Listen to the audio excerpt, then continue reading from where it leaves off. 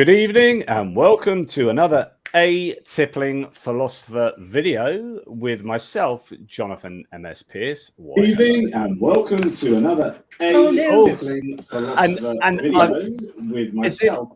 As if one version of me wasn't awesome enough, I've just heard two. This is just... So sorry. It's brilliant, absolutely brilliant. Like I can have more joy than interviewing myself. Welcome to another A-Tippling Philosopher video where we are going to talk Jehovah's Witnesses tonight. And I was hoping to have two people on. So James A should be on, and he may join us. Bit of a communication breakdown there, but we have Rion Cultastic on as well. So welcome to the show, Rion. Thank you for having me. I was telling you backstage that I'm a big fan, so thank you for having me. I am excited and I am honored at the same time. So that's really kind of you to say so. Absolutely. I mean, likewise, I'm basically always honored to have anyone turn up on my and it's even I'm take any old rag. Yeah, not to devalue you, but yeah.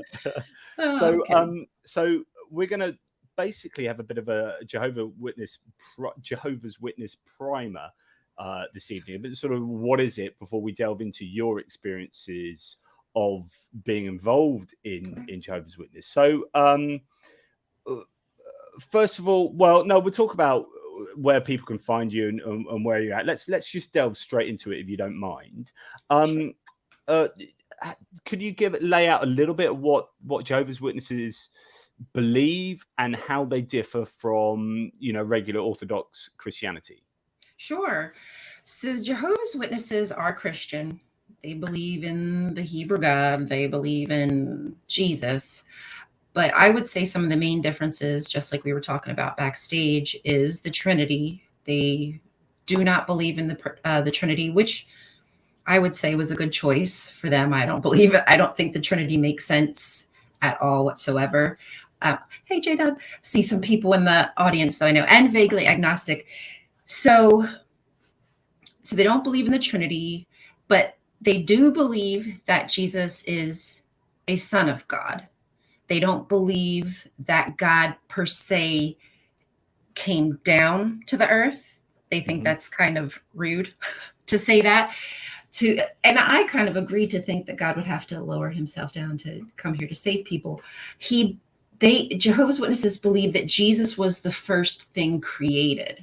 So when you read Genesis and there's a us, that us is Jesus and the army of angels that God created.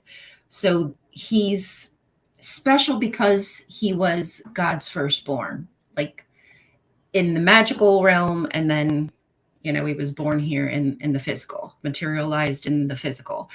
And he was able to use God's Holy Spirit while here on earth, which is why he's able to command things and exorcisms and yada, yada. James, you've made it. James, are you there?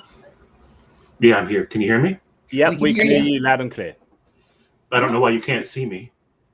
I think it's the gods of the internet. I just Yahweh knew what was up tonight. So we're just talking about introducing the audience to Jehovah's Witnesses. So one of the main things is this idea that it's not Trinitarian; it's a non-Trinitarian doctrine or belief system, which I find fascinating. As you say, personally for me, one of the biggest barriers to belief in Orthodox Christianity is like the incoherence of several core doctrines, one of which is the Trinitarian belief, the belief that God, the Father, the Son, and the Holy Spirit are equal parts of the Godhead, and that somehow makes sense, where you have this idea of same but different.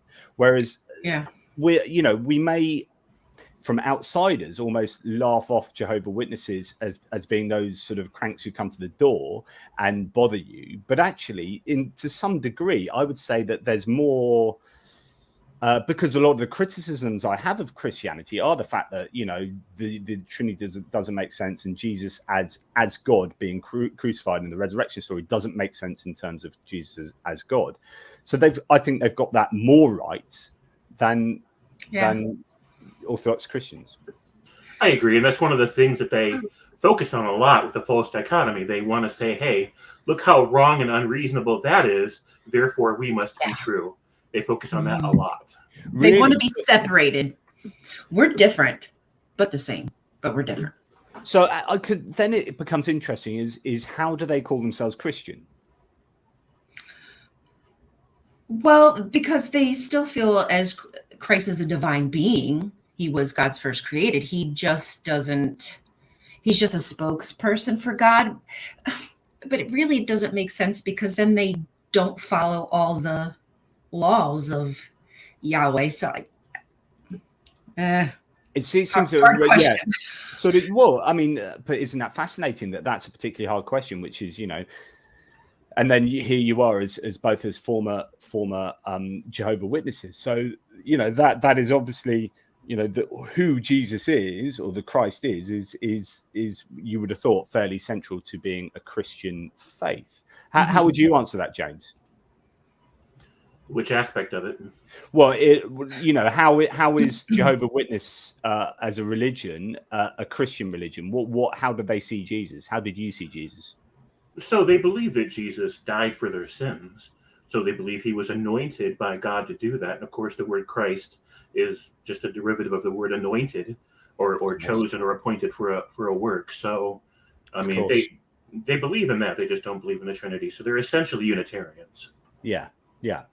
Okay, so and the belief system sort of came out in the 1800s, and there's some sort of arguments over sort of doctrines and early things. But what else did that? I mean, famously, most people, when you talk about Jehovah Witnesses, you talk about how many people get into heaven. It's a whole 144,000. Yeah, the 144,000. Only those are the. Oh, look at that! Only the 144,000 are the. Can I pet? Is that a nice doggy? Nice wolf. They're the only ones who get to be in heaven with Jesus, helping him rule over the earth. And it's such an arbitrary, the number, I think that's the only time that it's mentioned in the Bible. Isn't it just that one time, James? Right, yeah, it's Revelations. Yeah, so it's in Revelations, which really should not even been in canonized in the Bible. But so then it just takes this weirdo's ramblings and says, oh, we've got some math and we're going to formulate it and start to create all these timelines and determine that, the end of the world's going to come and those 144,000 are going to be either helping Jesus murk people if needed or just ruling from heaven. We're not really sure. They might have swords. They do a lot of interesting things with the Book of Revelation. They're very unique and how they interpret everything. I wonder why is that, James? Why do you think Revelation is such an important book to them? Well, for one thing, it's very us versus them in the way that the narrative is set up, and that's very conducive to their ideology. And for another oppression, they like the oppression. It's so symbolic that the language is so symbolic that it allows the reader or the teacher to make anything they want out of it.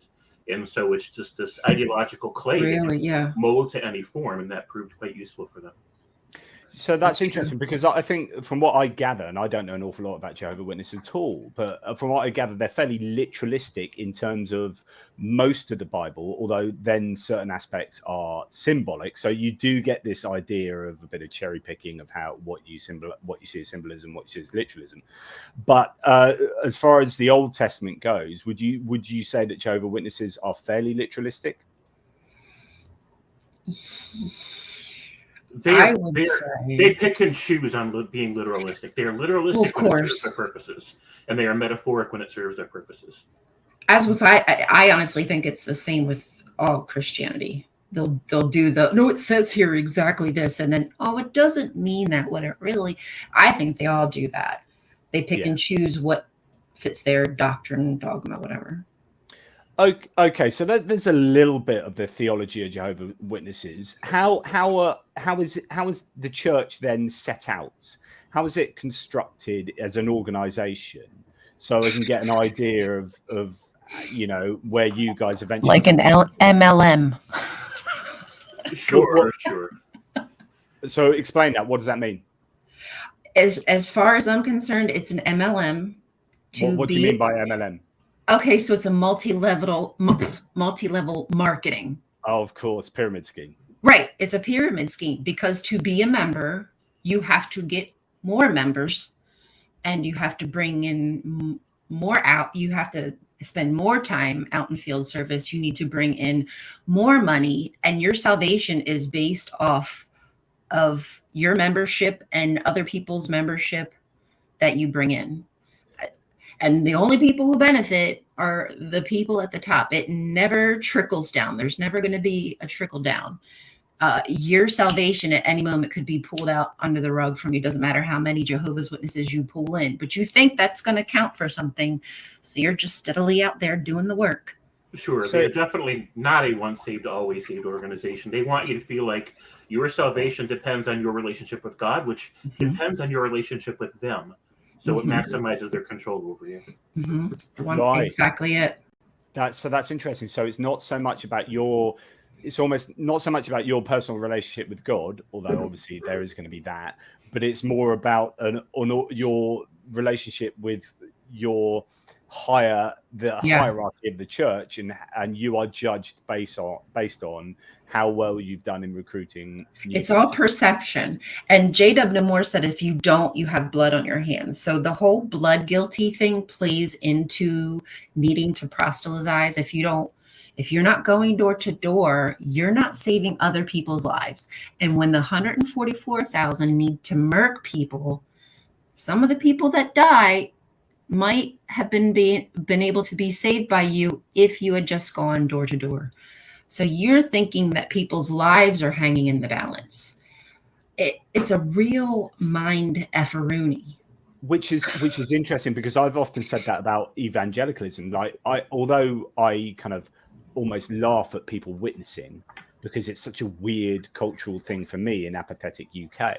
Actually, witnessing makes an awful lot of sense. If you genuinely believe that people are going to go to hell, arguably eternally, if they aren't saved, then actually it's morally incumbent upon you to go out and try and save them. So the same for, in fact, more so for Jehovah's Witnesses, right? Because if you now saying only 144,000 people can be saved, then it's an even bigger requirement for you to go and get those few through the door. Sort of. They believe 144,000 will go to heaven, but they believe that an unknown multitude of people can inherit the earth and live forever on it. Yeah, we missed that part. So the rest of us, the best of us, will be here on earth, getting the earth back to a paradise. So we have to clean up the dead bodies, because there's going to be a lot. So we're going to have to bury the bodies. What bodies? What bodies are these? Everybody that wasn't JW. You're done for, including children. Yeah. So what happens? I mean, James, what happens to people who? So is there an end times, first of all? Yes, there's an end times. There's going to be like different stages. There's a tribulation. And what happens is the government, in a very cult style, the government comes after God's true people. And so when that happens, you have to be prepared to run and flee and try to form networks of people to kind of like be an underground resistance and not sign up for the 666, whatever it turns out to be, and not partake of that whole new government system. And then in the very end, God will call out his people from hiding, from in the forests and stuff, into one safe place. And then he will manipulate Satan into trying to destroy all of God's people now that they're in one vulnerable looking place. And that's when God will destroy all the rest of the world instead. All men, women, children, babies, you name it, who weren't in that one little protected place of God's true people at the very end. But that's not, so that protected place isn't 144,000. No, that's just a different thing. Right. Yeah. Okay. So they go, so what happens is that Armageddon, well, what they used to do, so it's changed. There's been so much new light, and that's like a whole another topic. When they want to change something, it's new light. So there's been a lot of new light about the generations of when, It'll come back. There's a lot of generation talk, and that's what's been a huge part of their doctrine, because the generations was the gematria, where they figured out when Armageddon was coming, right? So when Armageddon comes, the remainder of the 144,000, so those who haven't died yet. So if you die in your 144,000, you're just already like ready to go. But if you haven't yet, you're here on Earth. If say God said, okay, here it is, Armageddon's here. If you were 144,000, you'd get your sword and you'd be like saving J-Dubs and murking like all the other people. So yeah, so okay, so Earth, there's an Armageddon. Earth gets split into those who are going to die and those who are going to carry on existing on Earth, like and then those who are those of the 144,000 in heaven who will help Jesus to administer the earth in some way. So is that to say that there are particular rapture days? So Chindi here, and thank you so much, Chindi, always absolutely wonderful support. So is it true that Charles Russell predicted the world would end in 1914? If so, how did J-Dubs interpret this miss by Russell? Sorry for the diversion. No, this is absolutely perfect, Chindi. So like the idea is, like any good rapture, it misses and then they have to reinterpret it. I mean, is this a common thing within JW sort of belief and religion? You want to take that, James? So I'm sorry, I'm trying to make my video work. Repeat the question, please. So with the amount of raptures that appear to have happened within the history of Jehovah's Witnesses, does this present a problem, or is it just a case of we go back to drawing board, we got it wrong, there'll be another one, etc., etc.? So, well, just to be fair, and it's a minor point, they don't like the word rapture. They don't really like push that word. They don't believe in rapture, but they believe in the rapture. Right. So they've had a lot of dates, but the organization that runs the JWs is always very, very careful to say a thing, but to say a thing in vague enough terms where they can kind of back out of it if they were wrong. So if you look back at the exact quotes they used every time they predicted like the end of the world, they would say things that are really insightful, like to inspiring people to think, wow, that's it, this is going to happen. But then when it doesn't, they'll say, well, in the spiritual realm, it really happened. It just didn't happen the way we thought it would, or something like that. Yeah. So that's what they did with 1914. So 1914 was, I believe, the second or third prediction of the end of the world. The other ones were in the 1870, 1880s.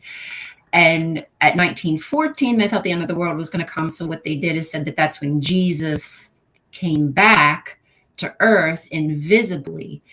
And now this is the kicker. Then they made another prediction that the end of the world was going to come in 1918, and either one.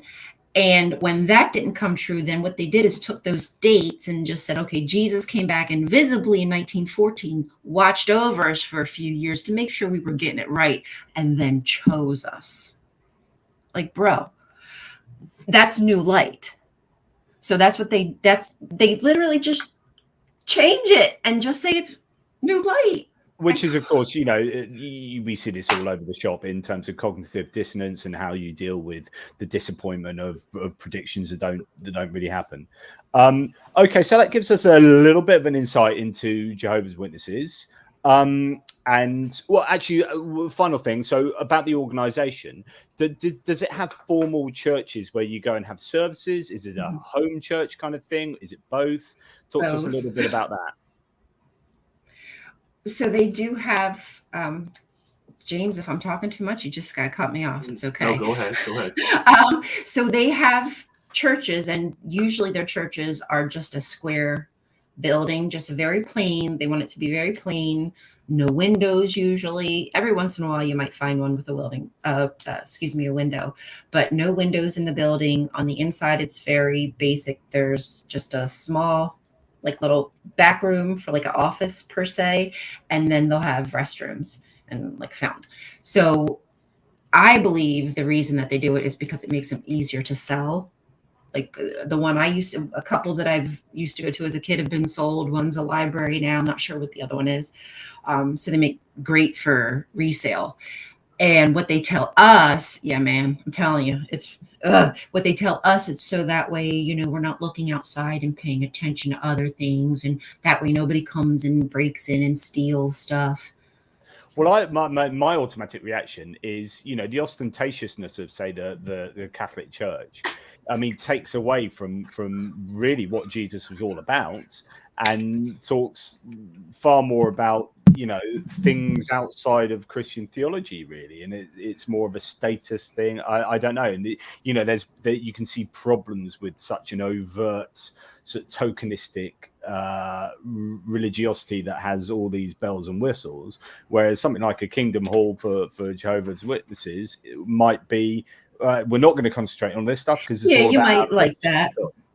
You might like the simplicity, which I get, but they take it to a whole, like, it's the dress, it's everything's modesty. Like, they even, I'm sure, James, maybe you remember, but they would always talk about how different the Israelites were from the Canaanites. They weren't gaudy, and the women, you know, didn't wear all their rings and things like really like the Canaanite did.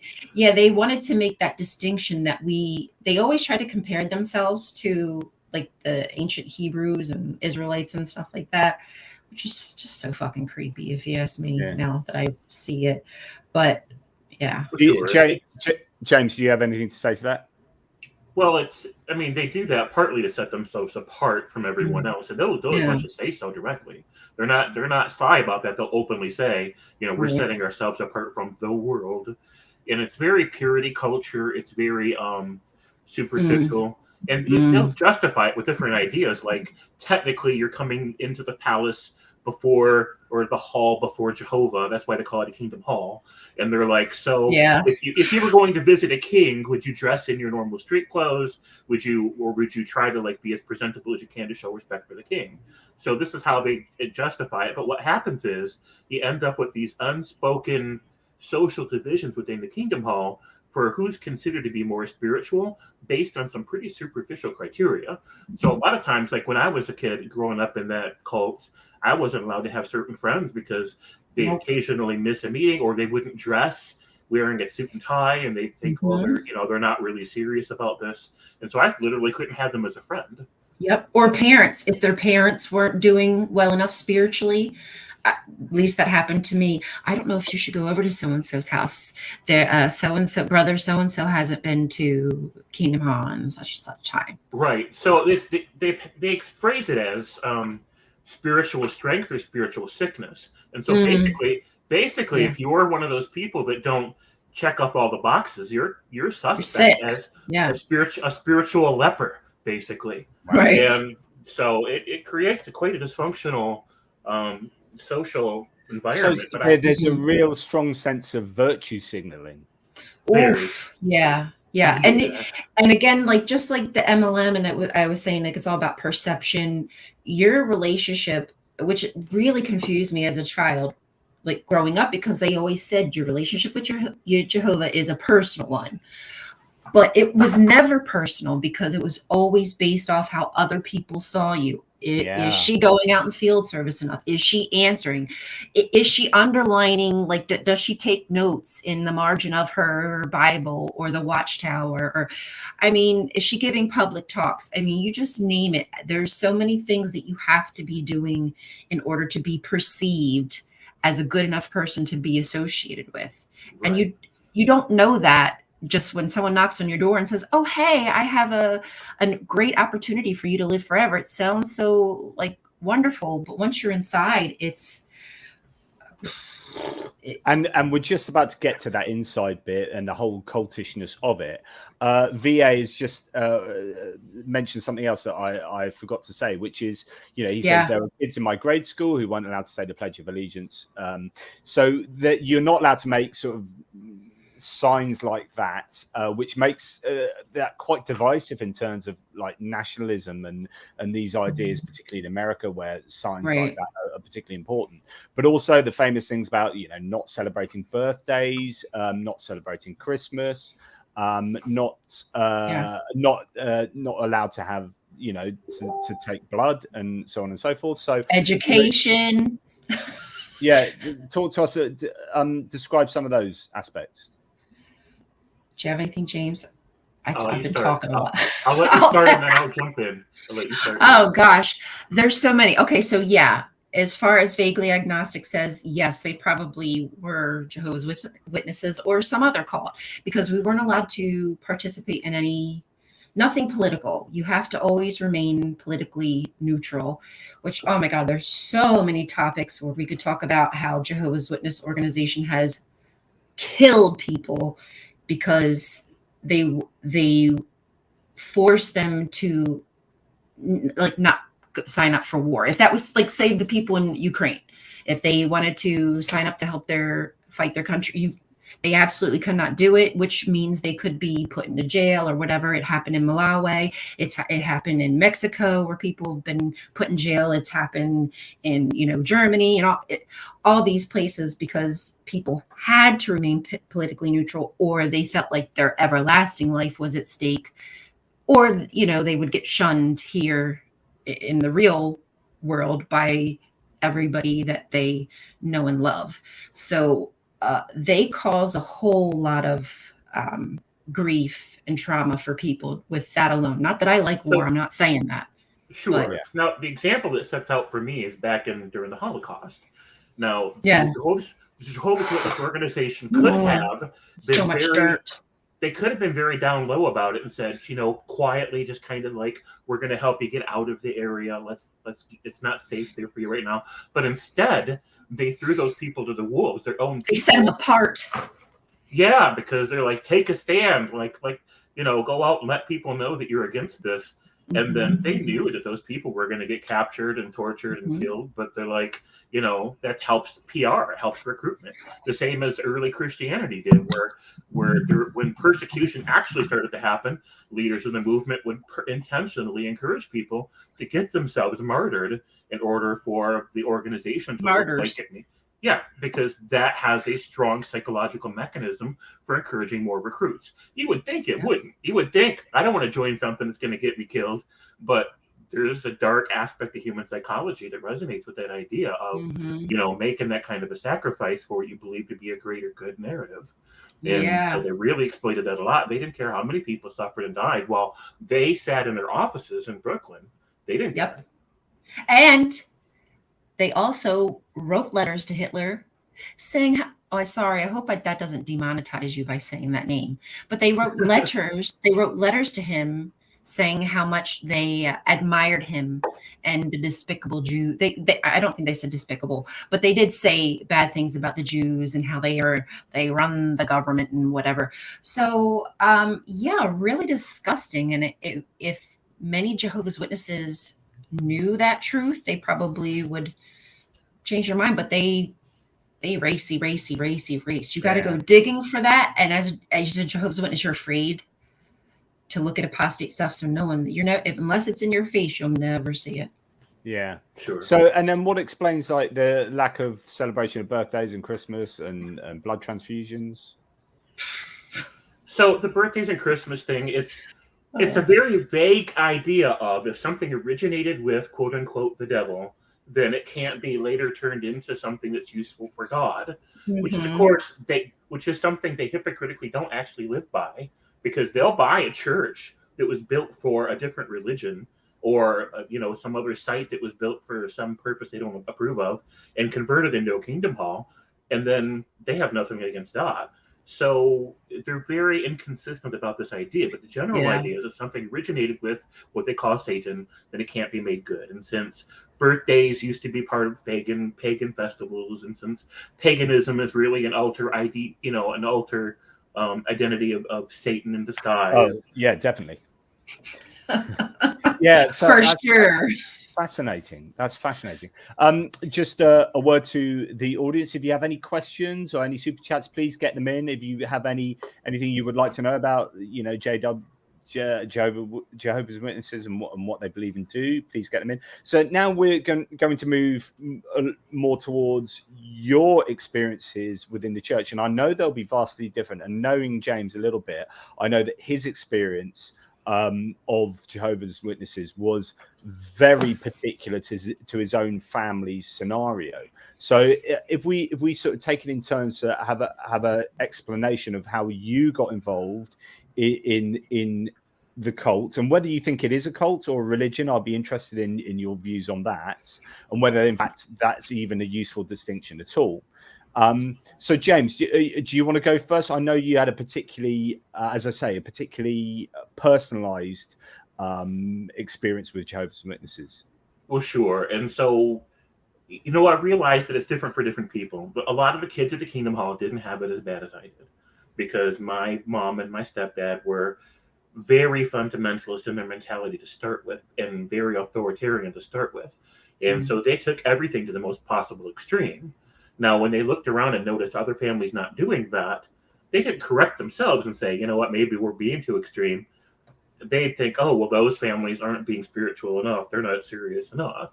So it just depends on the family. But mine was particularly harsh. So the idea that was brought to me in that family, because they started doing it when I was like 8, 9-ish. And then, so like for the rest of the time I was growing up, so most of my childhood. And it got really extreme, not just to the point where I couldn't have any friends. You can't have a non-JW friend, but you also technically can't have a JW friend either, because that one's not, that one's worldly, that one's not spiritual enough, and things like that. So I ended up not having the socialization that I needed growing up, which really made life harder for me in ways that I hadn't expected. Also, I was particularly bright as a student, and they are very anti-college, anti-education. And so I had that idea drained into my head. So by the time I completely broke free of the programming, a big part of my life opportunities had already passed me by, because I was so stuck in that idea that, that further education is a bad set of priorities as a person. So, but we had tribulation drills. We had like practice timed things where if they would let you know, okay, it's here, it's now, you know exactly, you have your bag already packed, you have your exit plan already done, you know exactly where you're going to meet up at. Here, if this ever happens, hide in the trunk. If this ever happens, hide in the forest, and we'll come find you later. It was very extreme. So, sorry, just to get my head around this. So this is the idea that if the Armageddon happens, is that what you mean by tribulation? So tribulation is like the phase right before Armageddon. It's technically part of Armageddon. It's it's one of the stages where the government comes to try to like exterminate all of God's people. And then Armageddon is when there's an official war between God and the world, where God wipes everybody out. And that's a very, very short stage, because God doesn't. I'm sorry, it's just. So basically, you were like uber religious preppers, like doomsday. It was very doomsday, and I was told every time that they would check all the time to see like what radio stations I was listening to and what TV I was watching. If they left me in charge of the kids, because I was the eldest, and they come back and found out that I like had Kung Fu theater on, I got a lecture about how demons could come in through the TV during Kung Fu theater. And there was a bunch of other shows you just couldn't watch, and games you couldn't play. Like I couldn't play Dungeons and Dragons, because in Dungeons and Dragons, you're allowed to have scenarios where people are sacrificed and certain violent things happen, or pagan things happen, or magic happens. You're not required to in D&D. And I told my mom, I'm like, look, if the reason I can't play D&D is because technically you can do bad things according to what we're defining as bad things, then how come we're allowed to do life? In life, we're allowed to do bad things. Right? Really God throw life out in the trash too? I mean, come on. So for you, James, was your experience particularly bad because you had draconian parents who were already draconian? No matter what situation you would have been born into, they probably would have been draconian, but they were able to utilize, or were driven on further in their draconian attitudes by a Jehovah's Witness doctrine that was easy to justify. Well, and my stepfather had extreme narcissistic personality disorder, and he still does, of course. And that's a big problem with authoritarian religions, and Christianity in particular, because it's structured in such a way where a lot of the Bible was written clearly by narcissists presenting because God in the Bible is a malignant narcissist. Yeah, so it's written by narcissists for narcissists. So narcissists cloak themselves in it real easy. It's like a ready-made cloak to put on. And so you know how a narcissistic personality person will take the position when they're not religious. They will take the position that I'm naturally perfect. I'm naturally right at all times. I'm morally the authority in every conversation. And you don't get to question me. You don't get to ask why. Now, that doesn't fly between equals. But when you're talking about a parental figure who's a narcissist using the Bible to cloak their entire personality disorder. Oh, baby. Yes. Now, God has sanctioned them to have that dynamic with you. The same dynamic that normally is considered overtly abusive by clinical care across the world is now, exactly the arrangement that God wanted for them to have with their children. And so it was brutal the way that we were treated. But they took it to extremes. There was a lot of beatings. And it was weird because they're very, on the surface, they're pacifist. I couldn't even thumb wrestle with my brother because it's a form of physical engagement and confrontation. I couldn't do wrestling in high school. I couldn't take wrestling. Yep. So that's interesting because there's some really good research in the psychology of religion to show that if you are an authoritarian parent, you are more likely to look at the Yahweh of the Old Testament and take that on as your parental sort of role model. And if you're a liberal parent, you're more likely to look at the New Testament and take the kind of Jesus as God as a role model for your parenting. So that seems to fit the mold exactly with you, James. Mm-hmm. So it got pretty extreme. At one point, my stepdad told me, he's like, look, if you die in this system, you're guaranteed to be resurrected back to life in the next system because, me and your mom are going to make it, no problem. And he's like, you've been pretty worldly in terms of your influence on your brothers and sisters.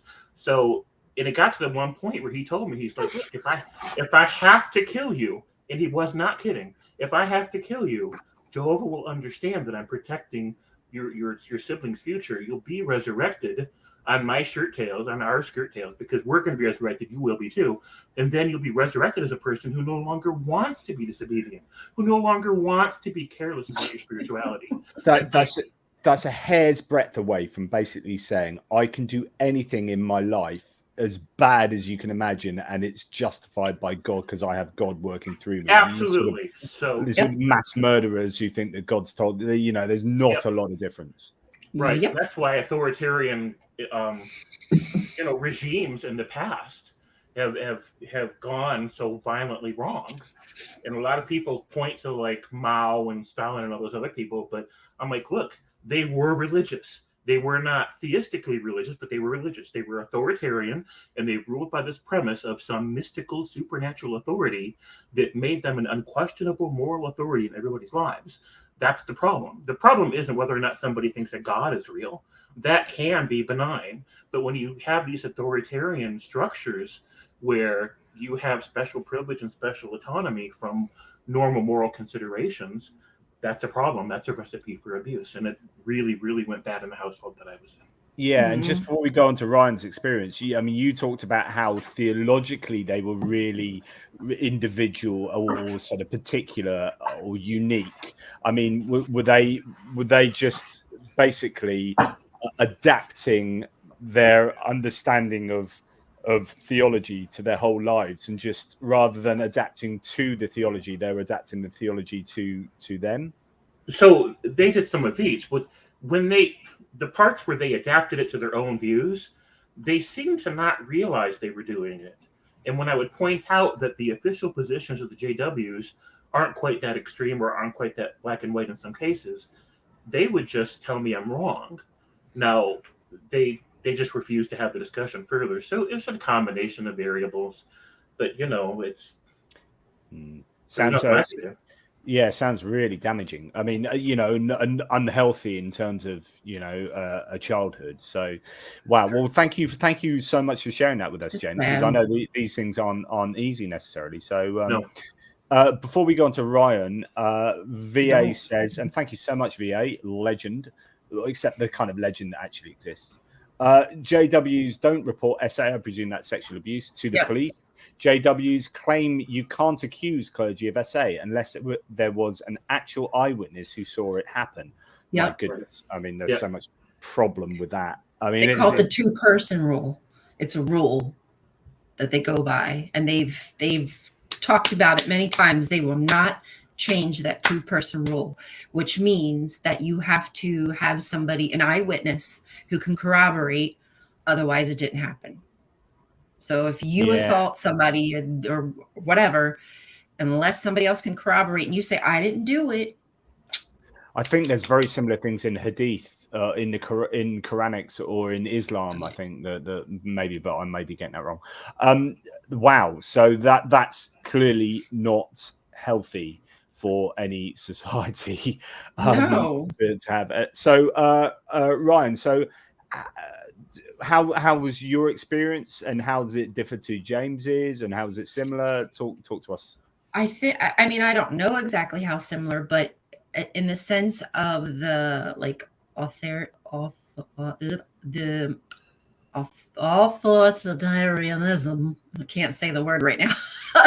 They took it very they were very orthodox about it.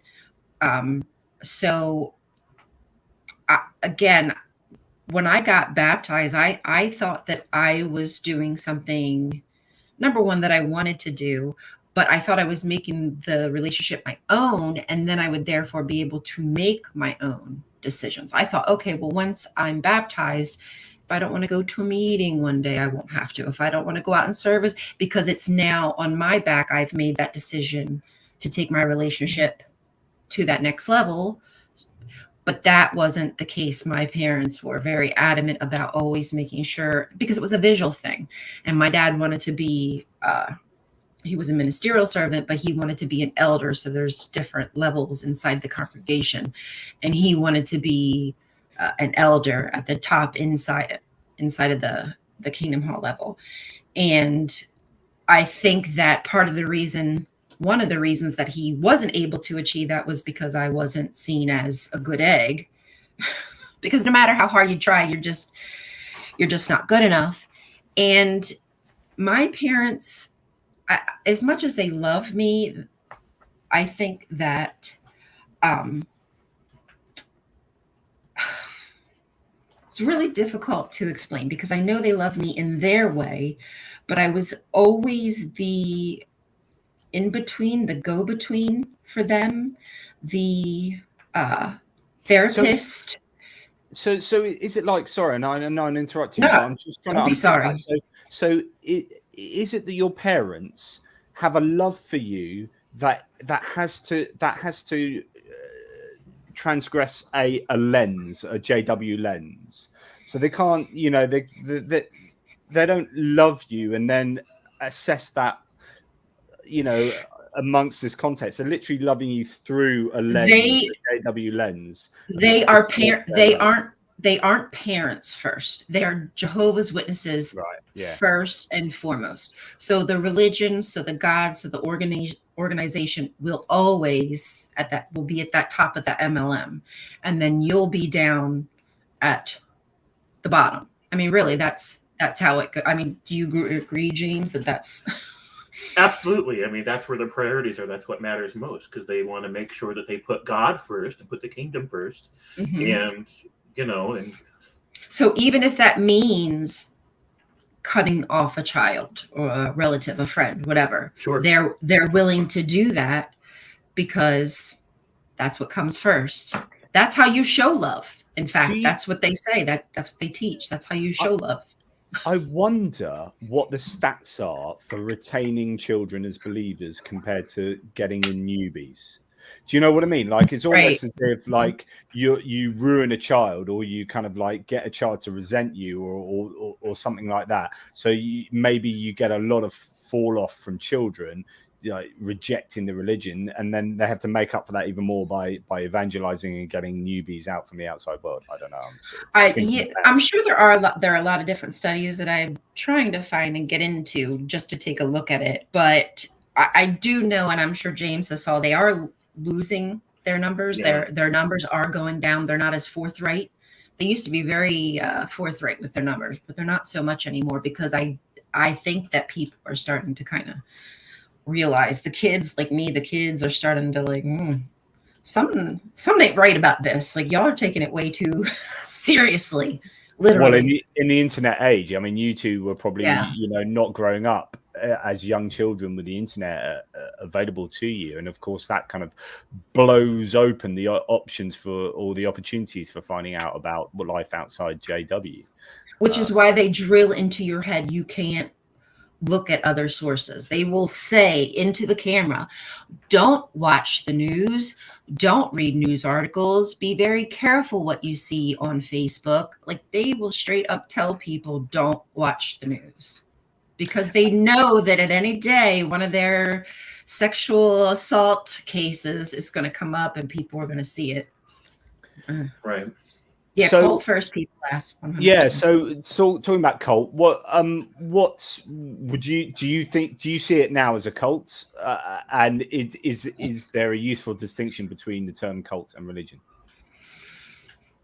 As far as I'm concerned, a religion is something that you can choose, and it kind of works with you. Like, if it doesn't fit, you don't take it. Like, if you want to take the good parts of the Bible, sounds great to me. I'm fine with that.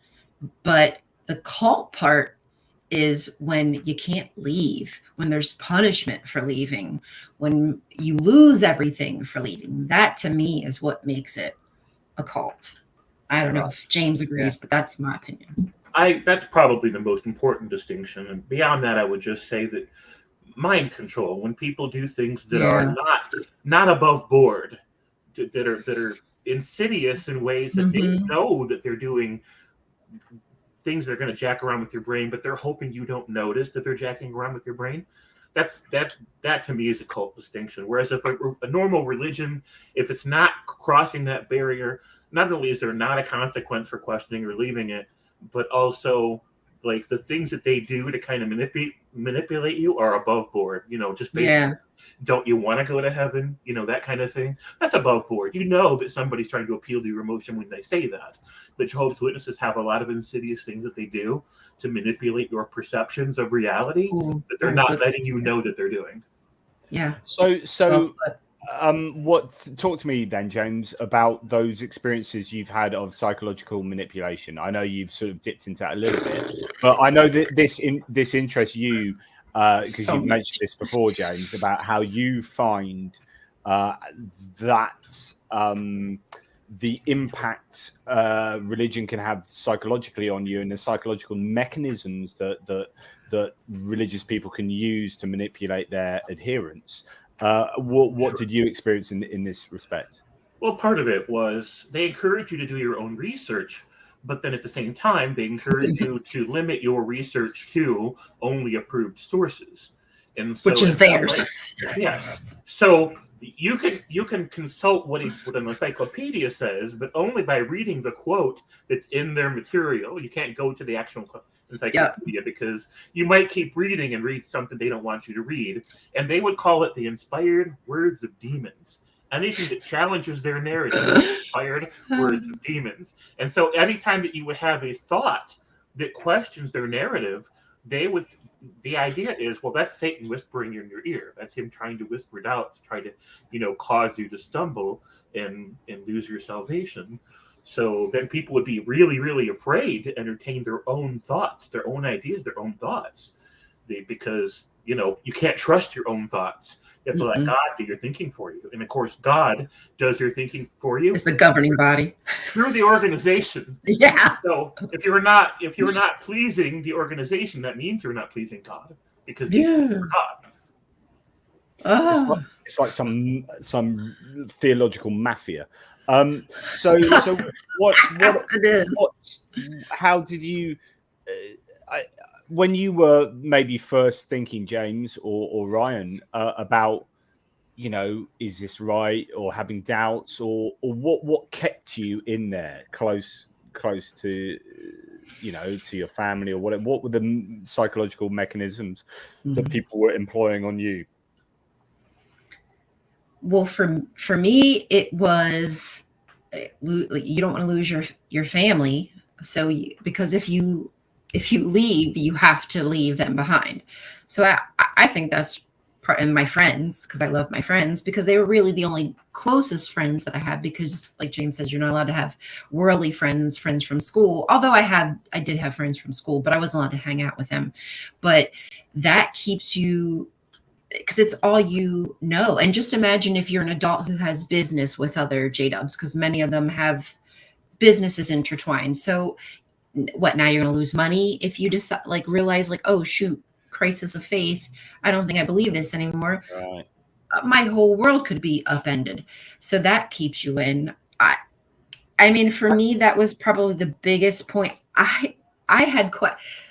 Oh, it makes me so angry sometimes when I think about all the questions that I asked and all the times I was gaslit with the answers to the questions. And I just think of like how many years I lost because people just weren't honest with me. They were giving me bullshit answers.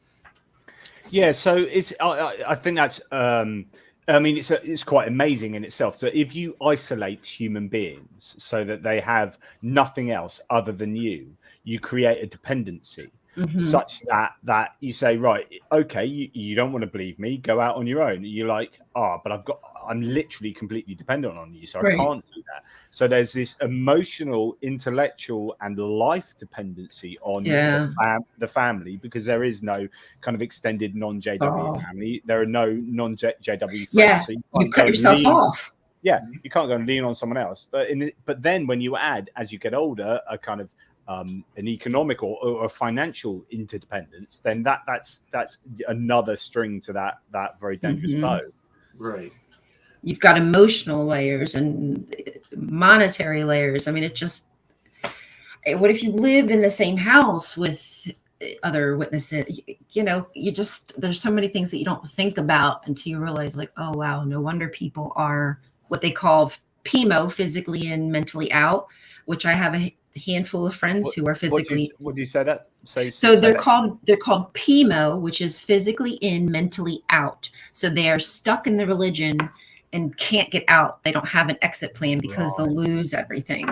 I'm good friends with a bunch of people who use like our friendship online as a way to at least talk about what they're going through, because they can't talk to their wives or their family about the doubts, or having to go to Kingdom Hall every freaking week, because if you don't go, they're going to come to your door and ask you, where you been? Why aren't you at the Kingdom Hall? What's going on? So you just have to go and put on a brave face and sit there and probably even participate, just so they'll leave you the F alone. So I was talking to Dan Barker this weekend, and he was talking about the Clergy Project, and Ashley Flieger I talked to some weeks back again about the Clergy Project to a degree, where, you know, this is the same sort of thing in Orthodox Christianity, where, you know, you're a clergy member and you're physically in but mentally out, and actually as a clergy member, you're like, my entire financial scenario, but all my community are like, how do I get out of this? Like, I'm stuck here, and then I've got to go up and at the pulpit, and I've got to say this stuff which I don't believe at all. It must be really, really challenging. But yeah, it's the same sort of thing, is what I'm saying. Mm-hmm. I agree. That's exactly how many people are living right now, and imagine feeling that way, and you have to go door to door and come join my cult. I love it here. So how did that door-to-door thing? I mean, did both of you do door-to-door stuff? Yeah, you had to. Everybody had to. You have to. Was it the classic, like, because I said this to you before, but I've experienced JWs a few times. They come to my house, I get really excited because I really want a big argument. And so I was saying the other day on one of my videos how once in my old house, my partner, it was like a Saturday morning. He was in the shower. Yeah, I was in the shower. I told you this, didn't I? And I heard the doorbell go, and I could just sort of hear, and I just had a feeling it's the JWs, and I could hear my partner saying, yeah, I think my partner really want to speak to you, and I was like, shit, it is. So I jumped out of the shower, soaking wet, just getting the clothes on. and I was like putting my pants on, like my underwear on, and just running down the stairs, just get my jeans on, so some wet t-shirt, and I'm like, yeah, I'm here, right? Like never before the JW like had someone running down the stairs. Tickle someone's fancy. Oh God, yeah. Usually people are hiding, but here's Jonathan like, I'm the same way. Because they can't accept books. They try and give you the Watchtower, which is their magazine or their whatever, but they can't accept books. And I was like trying to look, I wrote this book on free will. We don't have free will. I've written this book, and but anyway, that's so awesome. So that's my experience. But my experience is that the times I've seen them, there's an older person, and a younger person, as if like trying to hit all the bases, but maybe have someone with more experience to have someone under their wing. I don't know how did you guys experience this? Yeah, they send you out with somebody more experienced until they feel like you're ready to take more of a lead role. And how did you feel like, doing that? I mean, were you up for it? Did you believe this? Did you want to do this? Or did you always feel like you were being pressured? I know, Ryan, you talk about how you didn't want to do the door-to-door stuff. Nope. Never. So here's the thing. Ryan is smarter. She's an earlier bloomer and just smarter than me. Most people are smarter than me. Well, here's the thing, though. Here's the thing. Like, I hear all kinds of stories about people that figured this out. Like, it was so obvious to them that this was bull. And I wasn't able to figure that out. I thought I never got baptized into it. I never even tried to get baptized into it. But I always had this thing where surely there's a God. Surely he wrote the Bible. Surely he wants us to know him. And I had all these ideas in my head. And so I thought, if there's a true religion, this has to be it. But I'm not 100% sure that it's it.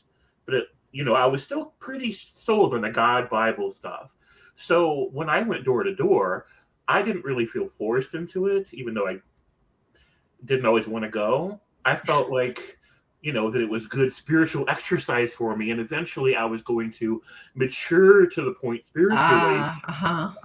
That's what I thought would happen. So you were doing it more as on a biblical sort of setting rather than necessarily a JW. And I just wanted to mature to the point where I could finally have it click for me like it did for them. But instead, after I was old enough and I moved out, I started realizing that it didn't really quite add up. But it took me until age 41 before I completely deconverted from the idea of Bible God. 41 years old. Wow. So that's how slow I was. So, but in a way that's good because it keeps me humble. When I meet Christians or I meet JWs and they think all this stuff is real, I don't sit in judgment over them because I didn't figure it out when I was 10 like most kids do. I didn't figure it out till 41 that it was complete BS. And so it keeps me humble. Okay, so let's talk, both of you, about what were the first seeds of doubt for you and how you managed to extricate yourself from this cult-like scenario. So Rion, with the amazing decor, talk us through it. Well, here's the thing. I am just a very curious person. I always have asked a lot of questions. I just like to learn things. So I think probably one of the biggest things for me was around 7th, 8th grade is when we started really diving into enslavement and the different encampments for what happened in Germany, like Auschwitz and things like that. And for me, I remember writing reports, and I had to give verbal reports in this certain classroom. And I remember going home just trying to understand why did God allow this to happen? Why was this happening? I don't understand how when is he going to get it right? And I would just always get the answer, well, God needs this to happen because he needs us to see that he's the only one who has the right way.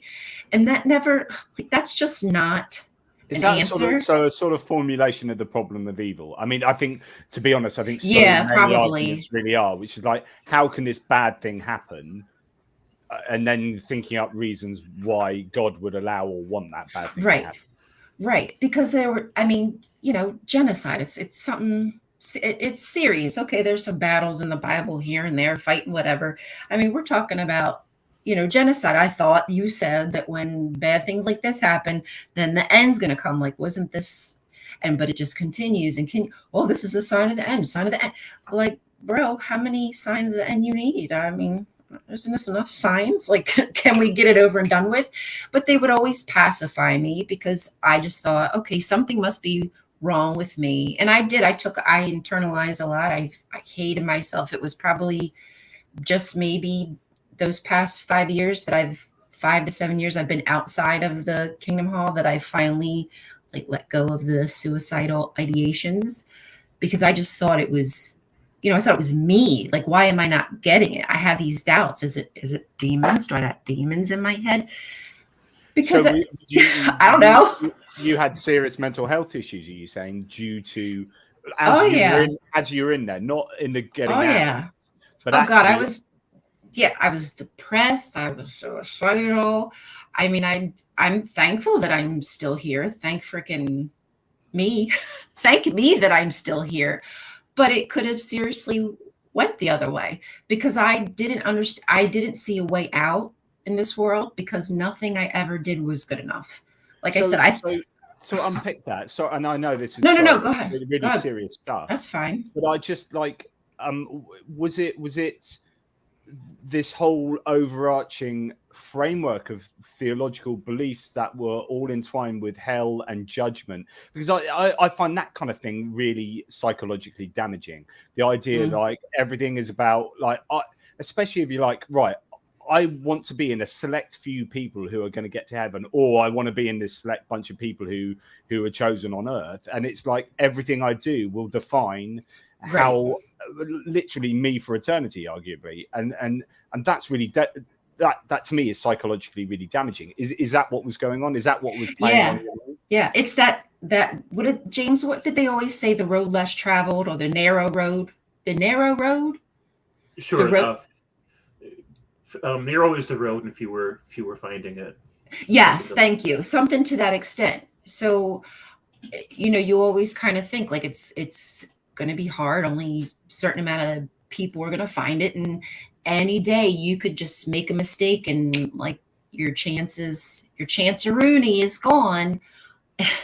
And I didn't feel like I could get it right. Like, I just felt like, well, I pray to God, nothing ever happens. Like, none of the bad things that are happening in my life ever stop. So, like, is it me? Like, is God got me on ignore? Is he not accepting my calls? Do I need to change my number? What's wrong with me? You and 7 billion other people, so it's not a problem. Just a big ignore. Just but everybody says going off.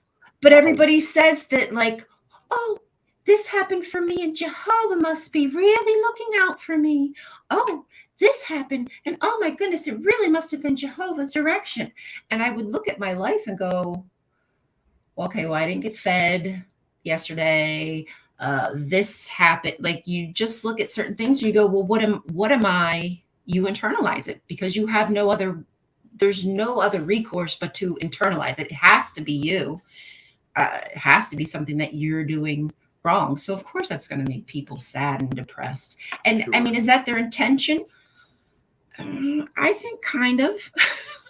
I hate to think so insidiously, but I kind of feel like they want you to be downtrodden and always trying to do better. Yeah, I'll do better. I'm going to keep doing better. So you were in a psychologically fairly unhealthy place, right? Mm-hmm. And you were having doubts about how this all makes sense, how the problem of evil makes sense in terms of this God that's surely all loving and surely has a plan, and yet this plan looks like it's not working repeatedly, and things don't make sense. Yep. Then how did you go from there to where you are now?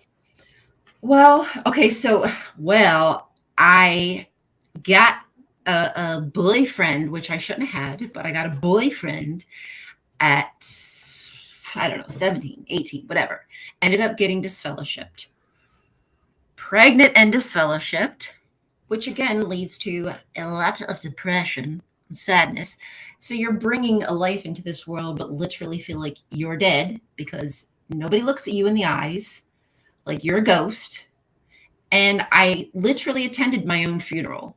Like, you go to the Kingdom Hall, you sit there like a good little Jehovah's Witness trying to get back into the faith, and you listen to them tell everybody in the Kingdom Hall that you are not worthy of being associated with anymore. So you literally sit through your funeral. They were saying this out loud, like talking about you in that room, like slagging you off. That's part of the process. Oh my God, that's so that's so inhumane. It's so. It is. How can you sit there and go, this? Well, I'm being a nice person. Do you know? Is there no kind of self-reflection? The thinking like, when I interact with people, I think, I get really upset if I think I've upset someone. Right. Marginally, I'm like, I'm quite empathetic like that. And, me too. Goodness, I said that wrong. I can't believe. They don't. I do the same thing. Here they are standing up saying, everybody, that guy is a total dick, and we all think that, and so does God, because I'm obviously reflecting what God thinks. So everyone look at that person. Bah. So it's just like, wow. I'm blown away by that, Ryan. And the thing that leads up to that, well, James, you weren't baptized, right? So did you ever have a judicial committee? No, that's the only smart thing I did was I avoided. Right. Okay. That. Yeah, I did. So a judicial committee is where the elders and ministerial servants in the congregation pull you into the back room. Usually it's 3 to 4 men, older men in the congregation who have a position of authority. And if you are an adult, which I was at the time, because I was a teenager and I was baptized. So I was an adult because I had made the decision to get baptized. You dumb idiot. So I now needed to confess my sins and give them the details of my sexual escapades at 16, 17. So you literally had to go into a room as a 16, 17-year-old and then tell, what, were these all men or were they men and women? Oh, yeah. All they men. Have to be all men. Yep. Have to be all men. Straight away, this is so wrong on so many levels. This is so many levels of wrong. So you have to go in and tell all these dodgy old men. So I'm just going to imagine. With boners. Probably. Yeah, I mean, come on, come on. Getting off on you, telling them like doing some confessional, and then what happens? So they take you into the back room and they start with a prayer, because they want to bring God's Holy Spirit in there, because what they tell you is that God talks to them with his Holy Spirit. So whatever happens in that room, whatever judgment comes down, it is straight from God. Okay. So here I am as a teenager and they're asking me, did you touch his penis? Where did he put his penis? Did you like it? Did you orgasm? Did he orgasm? Where did he orgasm? I mean, they are asking you disgustingly personal and private questions that to me should be considered illegal. Abuse. Well, that is sexual harassment. Yeah, it is. I'm a minor. And I was a minor, regardless if I was an adult to them. I was technically a minor. So they're asking you all these personal questions, and God's Holy Spirit is in the room. So you're feeling like you need to lay it on out there. So even though your brain is shutting down, like your mind is shutting down, because I never even had these conversations with my parents. You know what I mean? Like I never had that talk. And I probably did so many dumb things with my children because I didn't know how to do certain things as a parent. Because you didn't have these positive role models that, right. Hopefully most normal people do. Right. So anyway, they're asking these personal questions. I'm telling them the truth and begging for their forgiveness because I do not want to be disfellowshipped. So they go outside, they pray, they convene, come back and explain to me that Jehovah's decided that I need to be disfellowshipped. But what they wanted to tell me is they felt bad for me because I was pregnant and they would allow my parents to let me live with them. So they weren't going to make my parents kick me out. Thank you, Jehovah. I'm so thankful. Thank you for letting me stay in my house. And then, the next meeting, you sit there and your life changes for the next year and a half while you beg and plead to God to not bring Armageddon, because you know you're going to die with your baby in your belly when Armageddon comes, because you don't have that connection to God anymore. So you're donezo if it comes. So that was that earlier stage for you, and then you went back into the church setup? So I went back in because that's what I thought I was supposed to do, and it was never the same. So it was just never the same because I was marked. So I didn't get asked out to do things, and nobody hung out with. It was just dumb. So anyway, I ended up getting married to a worldly person. So I'm a bit removed from the Kingdom Hall. I got into an abusive relationship because I just mirrored what I saw at home, and then went back and forth, leaving him several times. And every time I went back to my parents' home, I would have to go back to the Kingdom Hall, because if you're living under their roof, you have to do as they say. And if you don't go to the Kingdom Hall, then they can be held accountable for you. So I'm trying to get my life back together, and then I can't take it but for so long. So I decided to go back with him, because at least, like, okay, I can take physical abuse, but some of this mental shit I can't take. And then once I can't take his shit, I go back to my parents' house. And that just played out for several years until finally I got my shit together, really separated myself from all the bad stuff, and started to wonder why, like, when I would be at the Kingdom Hall, that's when those voices would get really bad. That's when that you're not good enough, you're dumb, you can't get it right, you're idiot. That's when I would not hear, but you know what I'm saying? That's when I would think those things about me. But the farther I would be removed from those bad situations, I realized, like, I'm not that bad, and I don't even feel that bad. But when I'm around this, stuff starts to happen up here. And yeah, your sense of self is being projected onto you by your community and exactly, and the authority figures and the role models in your life. Yeah. So eventually, here we are, 2020, or whatever, 2019, whenever coronavirus hits. I start sewing to make masks for people, and one day my daughter comes down and she says, "Hey, Mom, me and my boyfriend," because her boyfriend lives with us, because I don't give a fuck. I'd rather you be here than somewhere else. And I love him. So who cares? Because Jehovah's Witness, you would never be able to do that. They went to my parents' house for a visit, and they couldn't even stay together. So, okay. So anyway, so one day my daughter comes downstairs. She's like, "Hey, Mom, I watched this show called Cults and Extreme Beliefs, and they said the Jehovah's Witnesses were a cult." And I was like, "Cult? Cult?" And for weeks on end, that word cult rattled around in my head, because I was always told they weren't a cult. I'm sure, James, you can concur. They tell us we are not a cult. We don't drink the Kool-Aid. Yeah. So you don't think you're in a cult. And I watched that show, and then I binge watched a shit ton of, like, Lloyd Evans and Telltale and Myth. I mean, like, you name it. I was just going down all these different rabbit holes, and here I am 2 years later at the other side. So basically, wow. just to give that a quick précis. So you were living not in your parents' place by this stage, but would you still have classed yourself a Jehovah's Witness? But then were able to access things like YouTube that allowed you to healthily extricate yourself from the religion.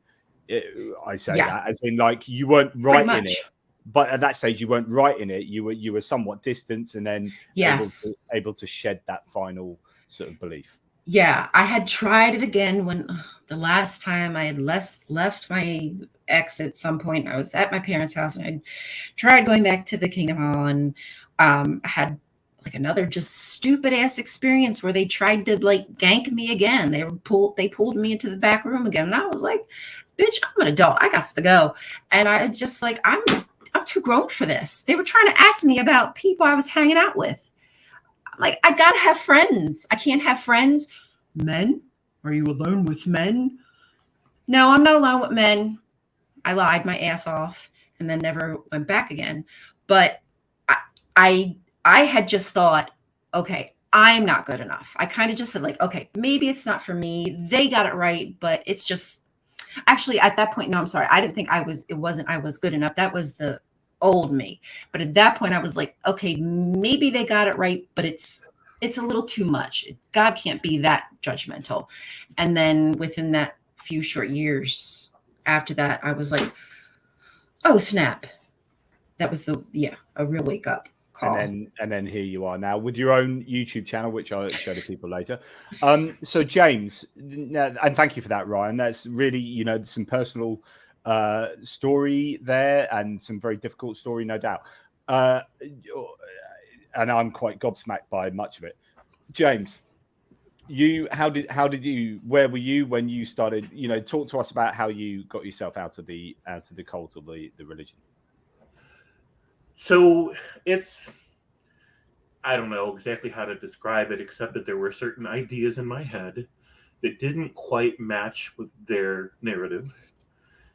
And I was always taught that, that the demons were whispering those ideas into my ear. And so I tried not to think about it. Well, after I didn't live with them anymore and started missing meetings, it became easier and easier to think for myself because no one was there to do my thinking for me. Why were you missing meetings? What first made you think, oh, it's okay to miss a meeting?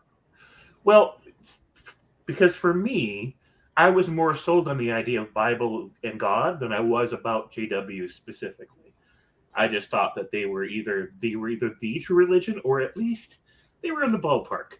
So, but So I wasn't sold on it entirely. So for me, I felt like, who cares if I miss the occasional meeting? Because I'm now no longer reflecting on anybody else. I don't have to go. And so that was the beginning of the end for me. But it still took a long time to deconvert. So, but for me, my logic skills were not well developed yet. What age are you talking about, James? So I'd say around 18, 19 is when I was on my own. And my logic skills were not that well developed. And even my conscience was not that well developed. When I would sit at the Kingdom Hall and they would talk about all the dead bodies of men, women, children, and babies that were going to be laying around everywhere because Jehovah killed them for not being in his organization. I'm sorry, it's not funny. Right. On the other side of it, we can see how absurd it is. But it's so traumatizing as a young one.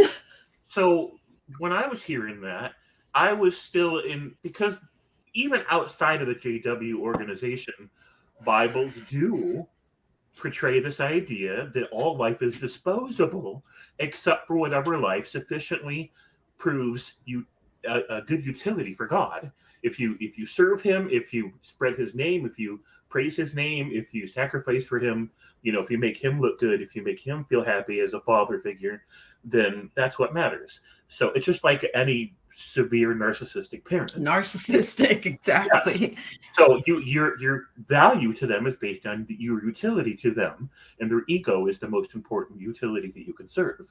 So the Bible describe it as God's name, God's glory. It's not even sly about it. It openly says that God's obsessed about this idea of his own name and his own glory. Well, I mean, I always find that an issue in theism in general, the idea that God appears to be obsessed with worship and praise and whether that be burnt offerings of the Old Testament or whatever. It's like, why, if you lack nothing as a perfect being, would you want and expect the things that you've created to praise you, unless you were deeply narcissistic? So right. Exactly. So, I found ways to rationalize it when I was younger, but as I got older and wasn't around them so much, I started thinking for myself.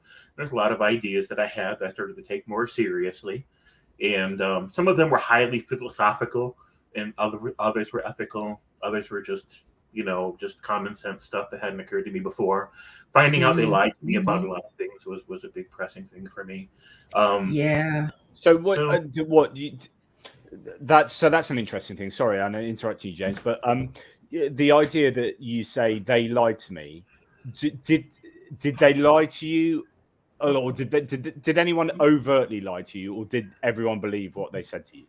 Well, so they lie about a lot of things, little things and big things. For example, once a year, they have this major event based on the old calendar of Nisan the 14th, where it's basically the Passover, right? Now, according to Bibles, only the people that are supposed to be in heaven were instructed to keep doing it. And they know this. That it's consistent with their narrative is that only the people who are supposed to go to heaven drink the wine and eat the crackers. And so only they are technically ordered to go. But they send these pamphlets around to everybody they can distribute it to, saying that God said everybody's supposed to be there. If you really love God, you'll show up, basically. And I'm like, but you're lying to people. Only people that are supposed to go to heaven are supposed to go. They're the only ones commanded to do it. You think only 144,000 people are commanded to do it. Most of those have already lived and died already. Why align with these people? Like, just tell them, hey, if you want to watch the special people, drink wine and eat crackers, come watch the special people. Right. But don't lie to them and tell them that they're obligated to be there when your own narrative says that it's not even about them. It's for show, right? Yeah. It's for show. So they lie about little things like that, but they also lie about their history, about the real history of how they developed their beliefs and how they developed their organization. So there's this superficial story to tell everybody, but if you go look up all the historical information, it happened way differently than they tell everybody it really happened. They know that, but you're not supposed to know that. So it seems a bit like dishonesty is actually quite integral to the whole thing. Sure. So it's out, and to me, it's on purpose. You can't, like, maybe in the early 1800s, they really thought they had maybe they thought they had some stuff worked out. At this point, they've jumped through way too many hoops. They even removed, so one of their founders had a pyramid on his grave because he was a Mason. They've had that gravestone removed because they don't want the current Jehovah. They're trying to erase their history. They don't want their current Jehovah's Witnesses to know that the founder of the religion was measuring the pyramids and adding these numbers up and thought he had a timeline based on pyramids. Like, come on, man. Right. So for you, James, were you starting to move away when you got to live on your own at the age of 18? You started to move away from Jehovah's Witness as a particular form of theism, or Christianity, but was still in the Christian bubble more widely. Is that how it went? That is how it went. So, like I said, it wasn't until age 41. Like about 10 years ago, so I'm 50 so that's now. 20. That's 23 years straight away. So that's no right. slow. That's no quick deconversion. And it's quite humbling to know that it took me that long to figure out as much as I did. And I have to thank Dark Matter 2525 for that, because I watched his video about the flood and realized all the different ways that it literally can't have happened. Even with God magic, the flood didn't happen. We know for sure it didn't happen. And so that was that was a dam that burst for me that led to a bunch of other epiphanies that quickly deconverted me from the whole nonsense. But it took a very long time to get there. That was the irony was that produced a metaphorical flood. It did. I like that. Of evidence and arguments against the very notion of such a God. So what? Okay, both. So and then so that was a gradual thing that then was allowed to gather momentum with you checking out stuff on the internet, I presume. Sure. So again, my logic skills and my compassion skills were compromised for a very long time. I didn't realize how compromised, and I have some very, very deep regrets because of it. And I shouldn't even confess this because it's awful. People are going to hate me for this. When my son was 12 years old, he came out to me as gay. And I was... It's okay. I said some stuff I should not have said. Yeah. Well, it's happened to a lot of us, buddy. It's not just you.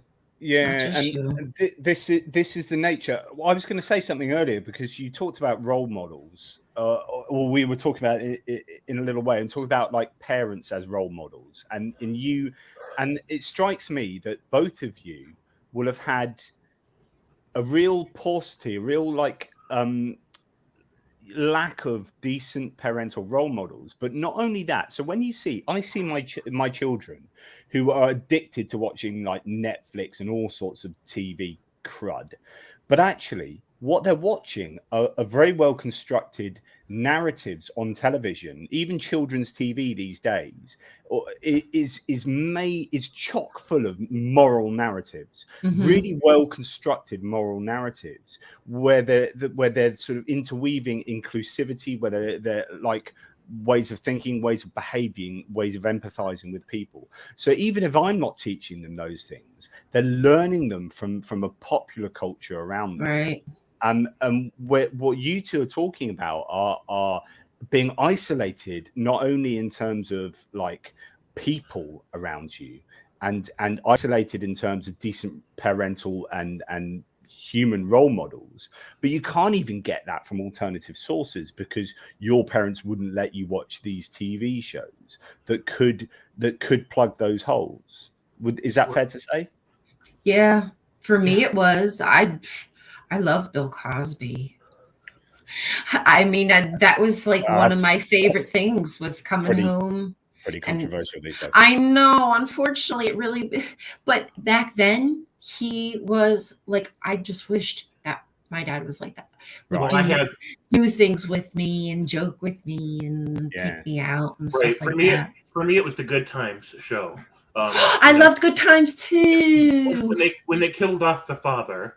Like it was heartbreaking because he kind of was emotionally a surrogate father, like somebody that actually is just like a strong figure, but not crazy and not mean. And like when they killed off his character, like I realized how much I needed a father figure in my life all that time. I didn't have one. All I had was that abuser and then nobody. So. Yeah, and so I mean, it's quite interesting how we can pick up these things from popular culture around us, and I think that's a really interesting term you use, a surrogate father, where you can actually form such connections with people in the virtual world, in the television world, as a young and impressionable person, that actually they provide functions that are psychologically very important in perhaps a fairly deserted moral landscape or when you don't have many resources, you're going to pull from whatever you can find, and TV is whatever you're allowed to watch, because I'm sure there's certain things you're not allowed to watch, but there were some good family shows that we were allowed to watch, and I definitely would just like, I wish my parents were like that, or I wish that. I always found myself wishing, and it's not that my parents are like terrible, horrible. I'm not trying to say that, but they probably didn't have the greatest models either. I mean, it gets passed down. Sure. Yeah. And so it strikes me that both of you talk a lot. I know, James, you were just struggling to talk about it then, which is this very powerful idea of regret. And do you feel anger at all about how you were unable to access certain things, unable to experience certain things, anger at having a childhood taken away from you, formative years taken away from you? Is that something that you feel? For me, there's a layer of anger, but it's not thick. Most of it's just pain and regret, and realizing that free will isn't a thing actually went a long way to helping me like get past a lot of the anger, because then I started seeing everything almost like Neo in the Matrix, where he just started seeing all the numbers. It was very much like that for me, and I'm like, then I came to realize our justice system really needs to be based on that idea too, cause and effect. Let's look at it, why do people behave the way that they do? What's causing it? How can we resolve it from that perspective? Because right now we've got a justice system based on vengeance and anger and hate and wanting to make man-made hells for people that we're angry at, that we think will never forgive, therefore they better always be in that hell. And some people have done unforgivably horrible things. Of course they have. But if we want to move forward as a society, and this is what I realized in my own life, we have to start thinking in terms of cause and effect and looking at real causes and real solutions. Because as long as we're stuck in this free will narrative where people simply freely choose to be evil, which doesn't happen. Nobody wakes up one day as a decent person and says, I don't know, I think I'll just start being evil from now on. They don't do that. They think they're being good. They think they're being reasonable when they're not. And so we need to help people, become more self-aware and more others aware. And You just gave me goosebumps, actually, James, because what you're doing is you're exemplifying applied philosophy there. And, you know, I've waxed lyrical about the lack of libertarian free will for years. My first book over a decade ago was written on how we don't have free will, libertarian free will. And so, but I argue, and I wonder, is it a good thing to acknowledge that, or is it? But actually, you're really talking about one of those powerful things, which is being able to, and philosophers Greg Caruso and Dirk Pereboom talk about this, which is being able to shed off anger as a reactive attitude, like, and that's difficult for a lot of people to do, even if, like, I get angry still nowadays, even though I understand libertarian free will doesn't exist, because those are intuitive reactive attitudes that are psychologically built into us. But you talk about it as a really cathartic process to that's philosophical understanding that allows you to be able to deal with psychological issues of anger that you were experiencing. I think that's really powerful. It helped me immensely. The whole study of philosophy in so many different branches. There are some people that have pretty much written philosophy off after they've pretty much mastered it and then decided it's not helping. It doesn't help win arguments with Christians. It doesn't help change the world. I've wasted my time with philosophy, but I don't feel that way at all. Philosophy has been a very powerful tool in my arsenal, not just to help me make sense of my life and my psychology, but help understand my past, help understand cause and effect, help forgive myself to an extent, but not fully yet. And it's done a lot of great things for me. So that's good. Yeah, it's been great for me personally. Yeah, and you know, I think philosophy and psychology is such an important discipline to understand yourself, to understand the actions of others. You know, those twin tools of philosophy and psychology are really, really potent and important. Yeah. So where does that leave you to now? I mean, you said, James, it sounds like you're still trying to understand what's gone on, pick up the pieces to some degree, build yourself up to someone you want to be. Is that fair? Well, so I know who I am, so that's a good thing. And there are many good. Yeah, and there's a lot of things I like about myself, and I haven't been able to completely forgive myself. And I don't know why it's harder to forgive myself than it is to forgive other people. It just is. Yeah.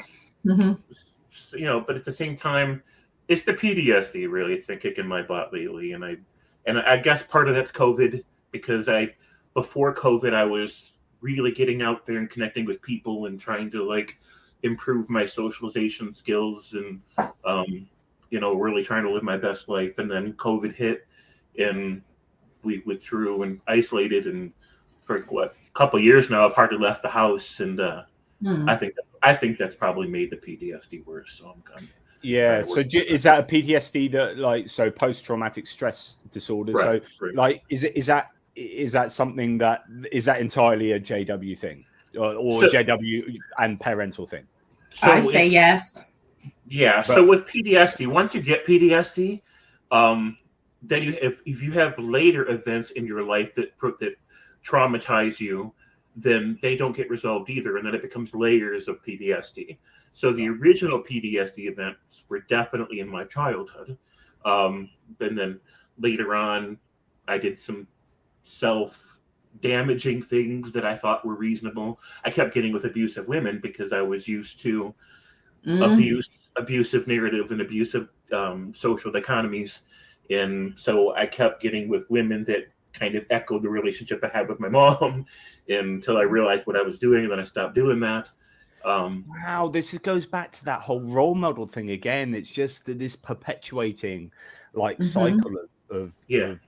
It seems normal. It just seems so you don't know different. I well, sure. My mom trained me into that because it was this idea of being self-sacrificing to the point where there's unconditional love. And these sounded like really wonderful buzzwords.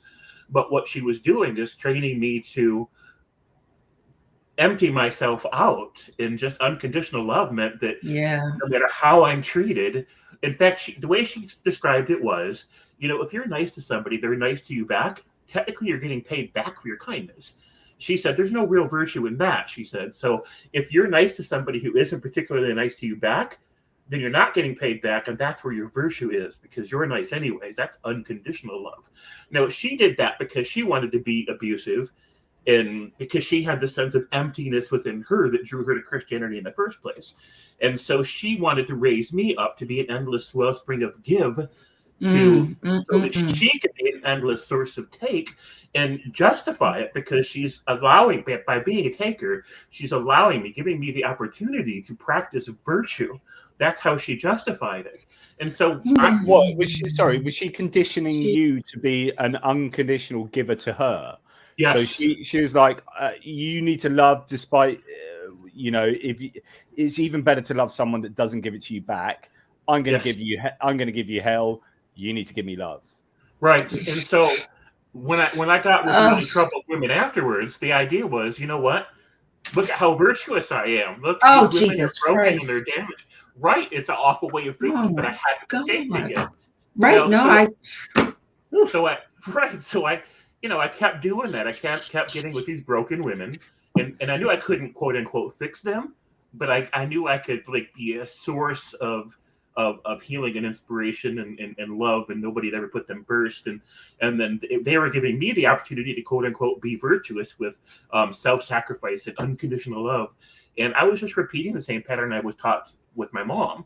But once I realized what was happening, that I was not only being abused, but that I was complicit in my own abuse, that made me my own abuser as well, and that I had to take responsibility for that. And I started realizing how much damage that was doing to my life with years I was never going to get back. And then I realized, these women don't even really appreciate you, because they're just abusers in general. Users and abusers are just going to take. That's what you're just a utility for them. And then I realized how much that echoed Bible God. You're just utility. You're that's what you are within the context of their narrative. Yep. That's what gives you worth in their eyes. So the moment you're not utility anymore that they can make use of, you're nothing. You're less than nothing, which is why abusers will often try to destroy you on your way out. They will burn down your... they'll burn them. Yep, they'll burn your bridges. They will defame you to everybody. They will try to steal from you on the way out if they can. Anything they can do, because your utility has been exhausted as a well for them. If the well is running dry, so they're just going to get the rest of it and cap it off, so that you're not useful to anybody anymore. That's a fascinating sort of correlation or integration or reflection or whatever of abusive relationships and a kind of biblical not pro forma, what's the word, a biblical sort of structure in place that the Bible provides. It's an example. It's the perfect example. If you just behave as Yahweh does, you can be the absent parent. You can have conditional love. Here's all the rules and conditions for me to love you. And it's so funny, because your mom said something to you about, then if you're vulnerable, then you'll know true love without conditions. Y'all have the most conditional love I've ever seen, because if we don't believe one tiny thing that you believe, it's all for naught. It's done. Entirely. Theirs is conditional, but yours better not be. Yeah. Right. Yeah. Yeah, there's an asymmetry there. Ricky Johnson, thank you so much, Ricky, for your support. And thank you, he says, thank you for being vulnerable and sharing your stories, Rion and James. I'm thankful us ex-fundies have online community. Yep. Much love. Do you find, thank you, Ricky, do you find that both of you have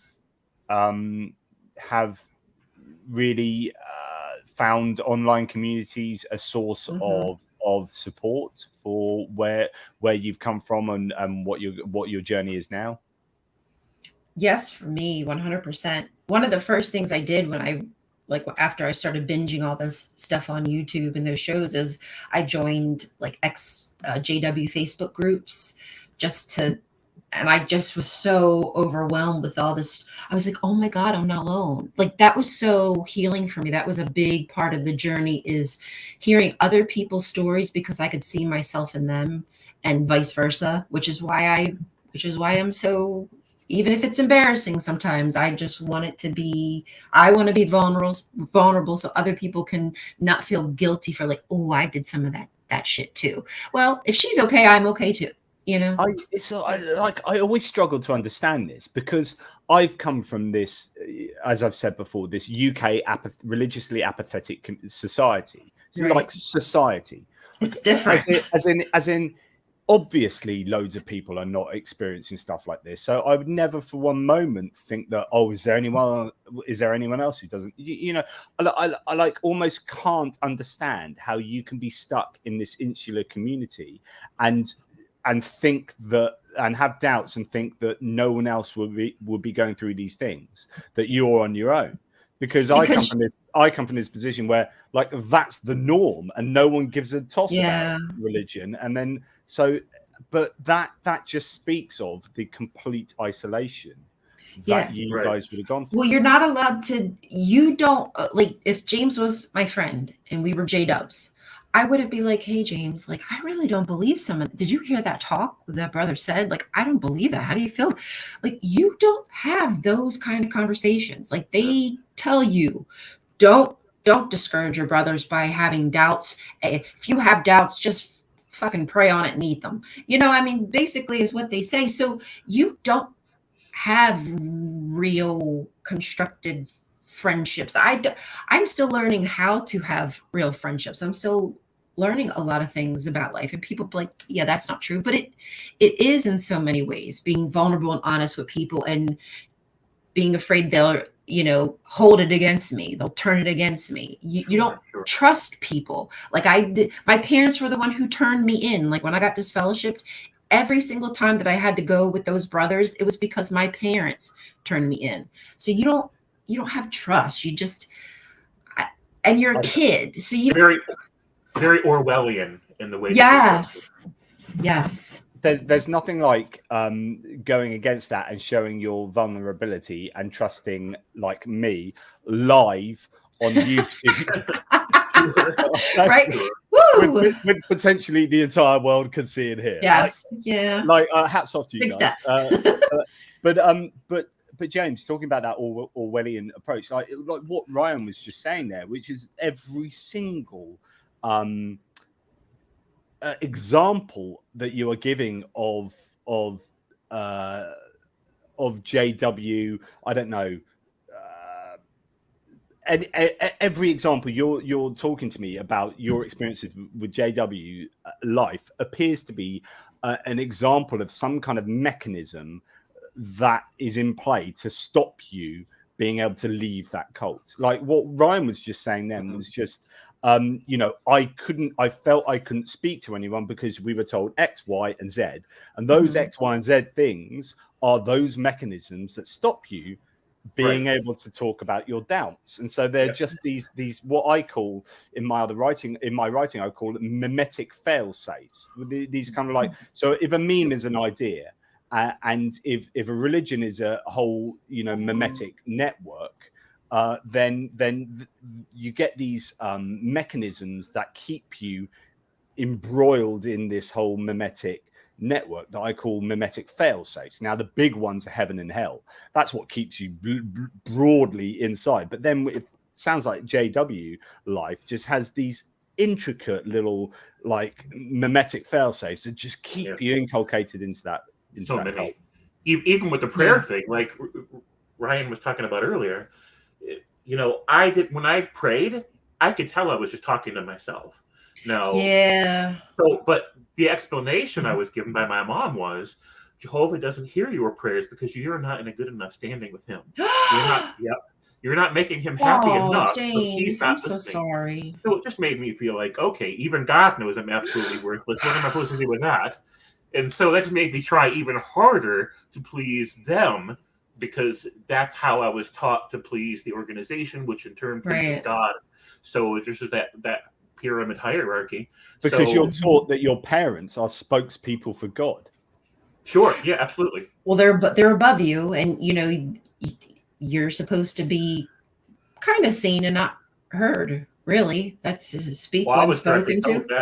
Children are to be seen and not heard. I was told that all the time growing up. Yeah, I mean, and they say that from the pulpit or whatever you want to call it a lot. I mean, they say a lot of that terrible things about children and beating them and spare the rod, spoil the child. And I mean, James, I don't know. I'm sure you could count on your hands how many times you saw kids getting taken to the back room and walloped because they couldn't sit still, and they encourage it.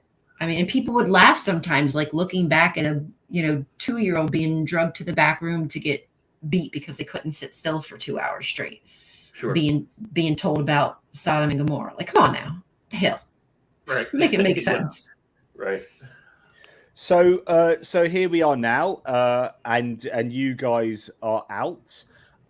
What are your plans now? I mean, you've got a YouTube channel, Rion. Are you kind of working out life outside of JW Kingdom?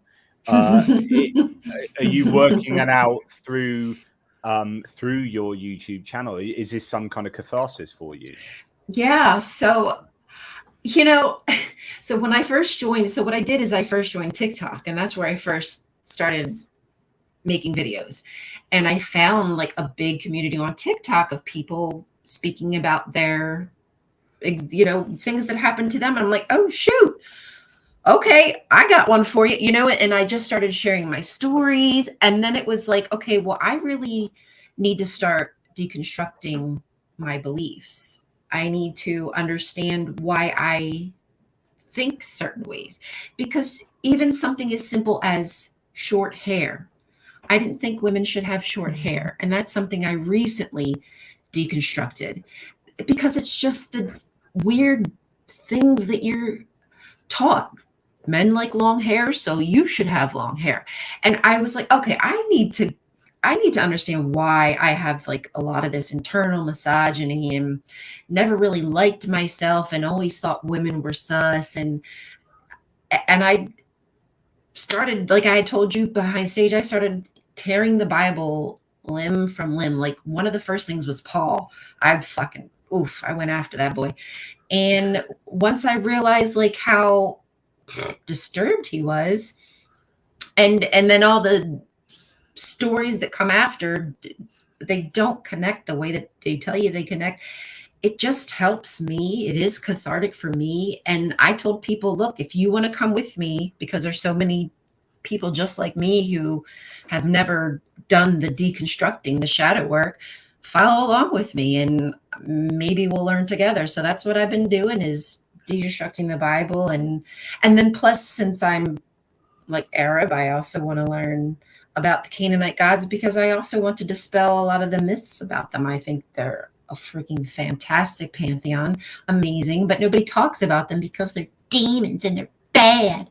And God used your people to kill the Israelites when they were misbehaving. Well, of course, most modern theories are that the Israelites you do come out of the Canaanite, they are later Canaanites effectively. So, that's always an interesting position. So please check out Rion on her YouTube channel, which is Cultastic, Rion Cultastic, and on Twitter, where she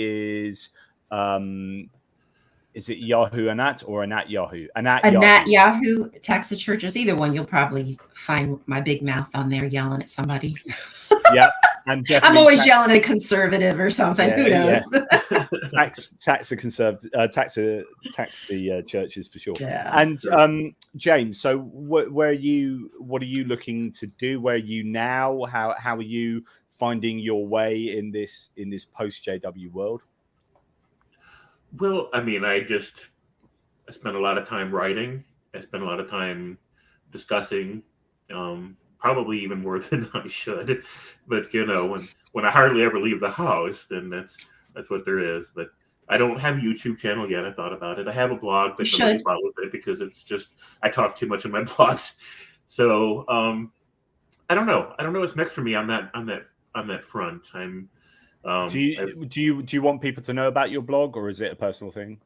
I mean, it's there. It's through my Facebook page, but it's not polished enough to like really direct people to it. It's just me.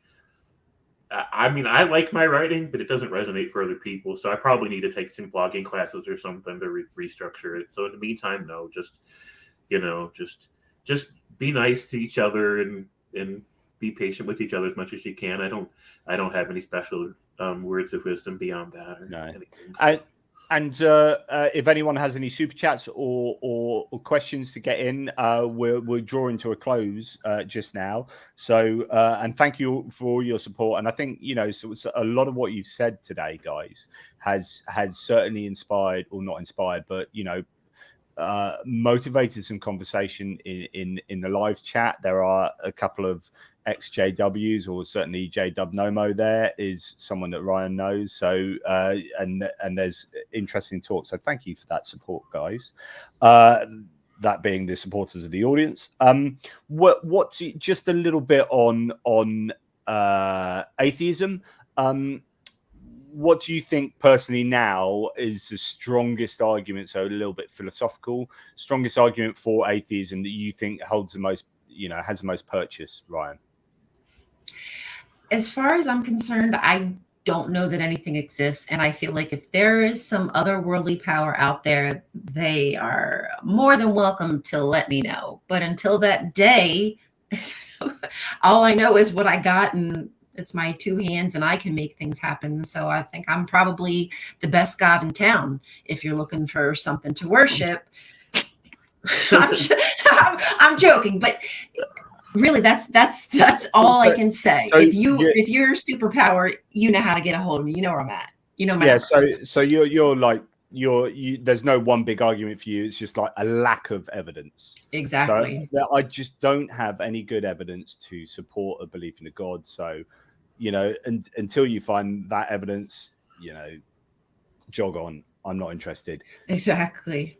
Yeah. I just want to learn, because I have respect and reverence for certain traditions. I can understand why people believe what they believe. I just want you to keep it out of my government and keep your hands off my body. That's all I really want people to do when it comes to religion. Sorry.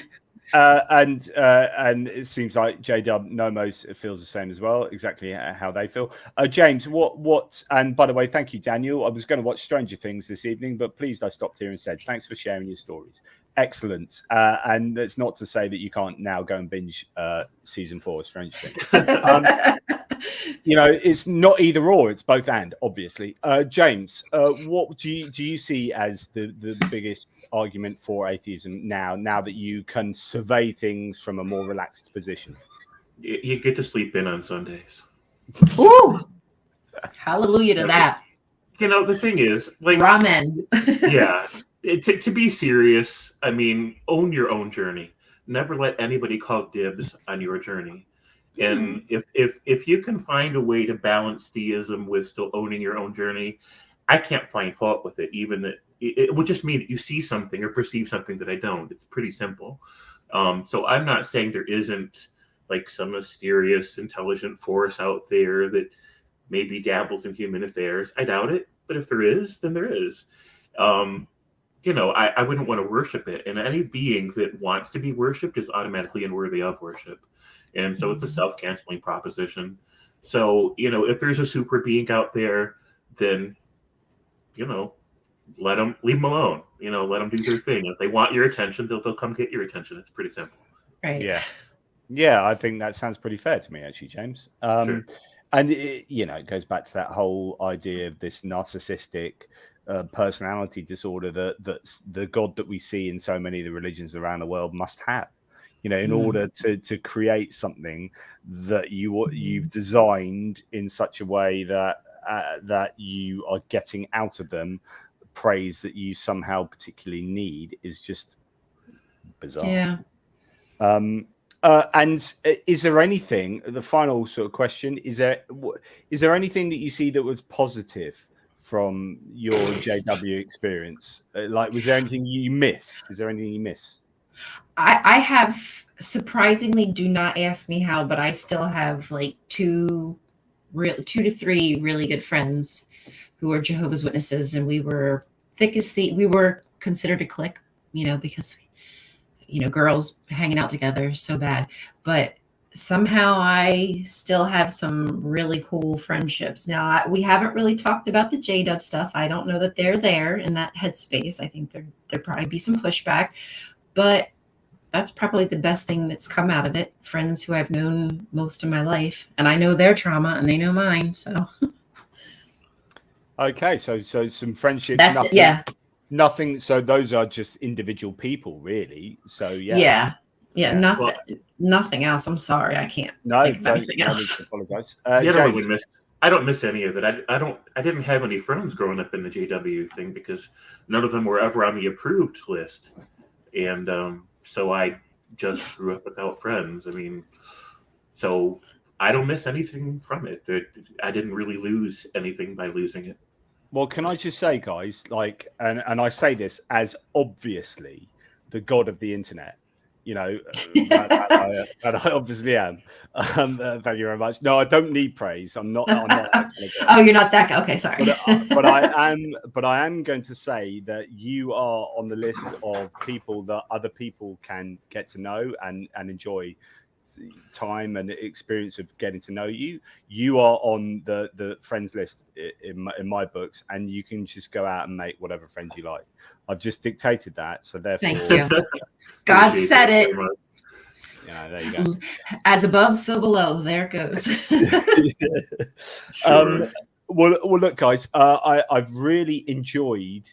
Enjoyed seems an odd word because actually, you know, there's some painful moments, but I've really appreciated the time that you spent here today, and maybe we can pick this up at another time, or you're both individually welcome to come on again and talk whatever you want to talk. But you know, I know the people at the side have appreciated your stories, and I know that it can be difficult, but also hopefully somewhat cathartic. Do you have any final words, Rion? I would just say that if you have questions, if it doesn't feel right to you, if it's not sitting well in your soul, listen to your gut instinct, listen to your heart. If you're having questions, start doing the research, start looking into it. Don't be afraid. There's nothing to be afraid of. It's not going to be easy. I promise you that at the other end of it, there is light and feeling better about yourself, because I don't think you realize how that stuff sticks with you. And it's taken me years to finally get rid of that nasty. There's something to be said for moral intuition. Yeah, you know, listen to that voice, you know, of goodness. James, any final words? So if anybody ever wants, you just want to connect for any reason, my inbox and Facebook is always open. I don't have really another media thing to reach out through me at, but I'm easy to find on Facebook. Beyond that, I mean, just know the difference between your voice and someone else's voice. One of the biggest problems I have with Christianity, all forms of it, is that they take their voices, their words, and they project them as the voice of a God. Yeah. And in doing so, they can really interrupt your relationship with your own self. Don't let anyone do that to you. That's a really recurring, particularly what you were saying, James. Well, both of you actually, is a really recurring theme. Like, in fact, all of what you're talking about today, those men sitting in demanding that you tell them your deepest, darkest confessions, Rion, is and then presenting that as if this is what God wants to hear. You know, this is in the same way that, you know, James's experience of parents like supposedly channeling God is this seems to be a really recurring issue with JW, and to be fair, I would argue most forms of theism. Sure, without that there wouldn't be any Bibles. Yeah. There you go. True that. Can I just say, West 501 speaks the truth. The JP writes good books too. Please, I'm gonna have to pick up one of your books now. Please indulge. Like, it's what keeps me going. My latest one, just to bang on as I always do. Latest one: 30 arguments against the existence of God, heaven, hell, Satan, and divine design. Really nice, easy book to read, and jam packed full of awesome arguments. Anyway, okay. There you go. I need that. Yeah, you do, Rion. Definitely. This is the truth. Thank you so much. I would like it. I know I'd like it. Thank you. Thank you both. It's been an absolute pleasure. And for, as I always say, question everything, guys, particularly yourself. But in this case, I would say question other people. Question other people a lot if they are speaking in a voice that claims to be God's voice, but looks very much like a narcissistic authoritarian voice. Mm-hmm. Definitely question them. Yep. Anyway, cheers, guys. Thanks for bearing your souls and hearts. I don't believe that souls exist, so your hearts, or just your minds, actually. Just thanks for bearing your minds. Absolutely. And take care, everybody else. All the best. Toodle pips. Bye. Bye.